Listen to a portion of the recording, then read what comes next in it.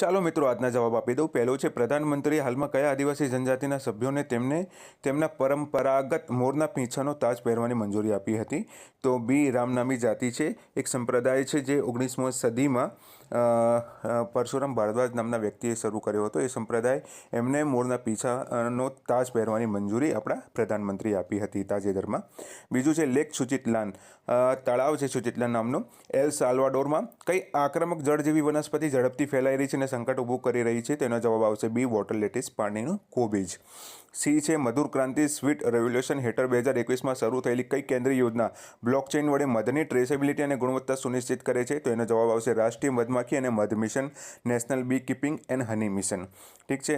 D છે અરુણાચલ પ્રદેશમાં મેચુકામાં ભારતની ત્રણેય સેનાઓ થલ, વાયુ, નૌસેના સાથે મળીને કયો પ્રચંડ યુદ્ધ અભ્યાસ કરશે? તો એ જવાબ આવશે પૂર્વી પ્રચંડ પ્રહાર।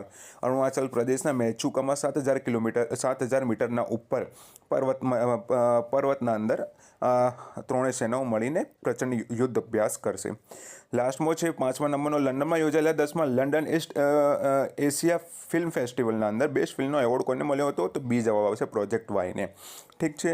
હવે પાર્ટ 2 માટે જોતા રહેજો, બીજા 6 થી 10 પાર્ટ 2માં આવશે।